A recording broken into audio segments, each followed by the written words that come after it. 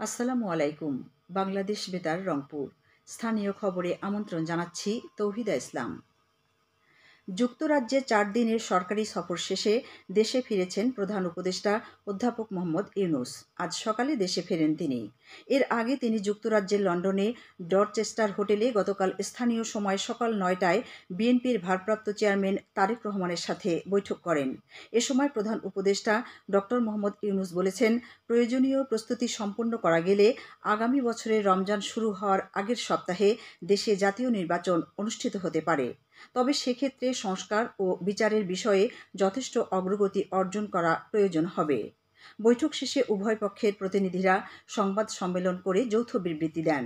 যৌথ বিবৃতিতে বলা হয়, অত্যন্ত সৌহার্দ্যপূর্ণ পরিবেশে অধ্যাপক ডক্টর মোহাম্মদ ইউনূস ও তারেক রহমানের মধ্যে বৈঠক অনুষ্ঠিত হয়েছে। এতে বলা হয়, নির্বাচন অনুষ্ঠানের বিষয়ে প্রধান উপদেষ্টার এই অবস্থানকে স্বাগত জানিয়েছেন তারেক রহমান। এতে আরও বলা হয়, তারেক রহমান প্রধান উপদেষ্টার কাছে আগামী বছরে রমজানের আগে নির্বাচন আয়োজনের জন্য প্রস্তাব করেন। দলের চেয়ারপারসন বেগম খালেদা জিয়াও মনে করেন, এই সময় নির্বাচন অনুষ্ঠিত হলে ভালো হয়। দেশে ২৪ ঘণ্টায় করোনা ভাইরাসে আক্রান্ত হয়ে ২ জন মারা গেছেন। স্বাস্থ্য অধিদপ্তরের এক সংবাদ বিজ্ঞপ্তিতে গতকাল এ তথ্য জানানো হয়েছে। এতে বলা হয়, দেশে ২৪ ঘণ্টায় ১৩৪ জনের নমুনা পরীক্ষা করে ১৫ জনের দেহে করোনা শনাক্ত হয়েছে। শনাক্তের হার ৮.৬২।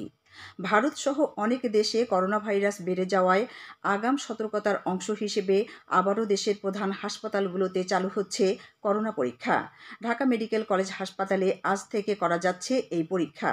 পাশাপাশি প্রস্তুত রাখা হচ্ছে কোভিড ডেডিকেটেড হাসপাতালগুলোকেও। এদিকে আতঙ্কিত না হয়ে জনসাধারণকে নির্দেশনাগুলো মেনে চলতে অনুরোধ জানিয়েছে স্বাস্থ্য অধিদপ্তর।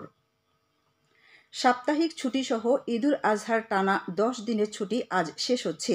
পরিবার পরিজনদের সাথে ঈদের আনন্দ শেষ করে কর্মস্থলে ফিরতে দেশের বিভিন্ন স্থানের মতো বিভাগীয় নগরী রংপুরেও বাস ট্রেনে যাত্রীদের চাপ বাড়ছে।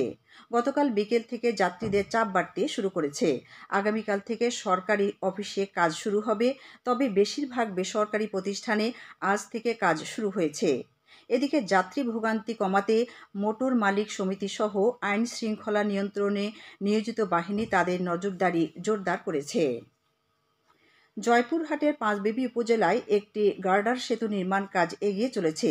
এজন্য ব্যয় করা হচ্ছে ৮,৫৭,০০,০০০ বেশি টাকা। প্রকল্পের আওতায় উপজেলার শালপাড়া জিসি সড়কের একটি খালের উপর ৯০.৬ মিটার দীর্ঘ এই সেতুটি নির্মাণ করা হচ্ছে। স্থানীয় সরকার প্রকৌশল অধিদপ্তরের তত্ত্বাবধানে ইতোমধ্যে প্রকল্পের ৫৫% কাজ সম্পন্ন হয়েছে। বাকি কাজ আগামী আগস্ট মাসের মধ্যে শেষ হবে বলে আশা করা হচ্ছে।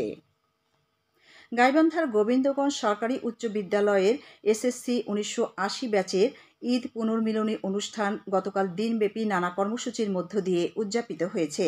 বিদ্যালয়ের বিজ্ঞান ভবন চত্বরে এই পুনর্মিলনী অনুষ্ঠানে প্রধান অতিথি ছিলেন বিদ্যালয়ের ভারপ্রাপ্ত প্রধান শিক্ষক মোকাররম হোসেন রানা।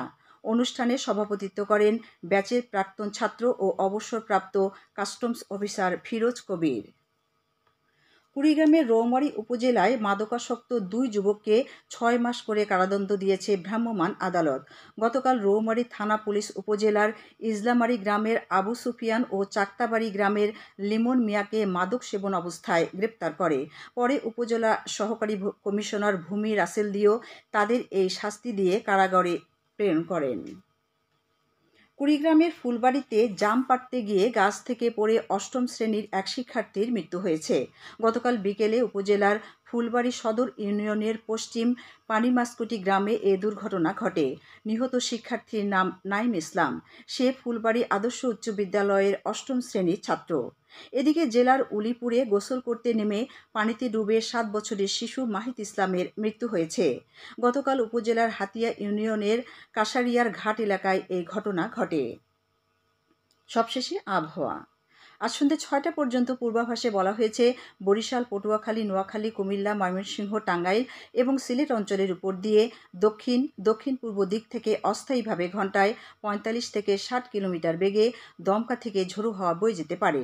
সেই সাথে বৃষ্টি অথবা বজ্রসহ বৃষ্টিপাতের সম্ভাবনা রয়েছে। এসব এলাকার নদীবন্দর সমূহকে ১ নম্বর সতর্কতা সংকেত দেখাতে বলা হয়েছে। খবর শেষ হলো। আমাদের পরবর্তী স্থানীয় খবর প্রচারিত হবে বেলা 2:05 মিনিটে।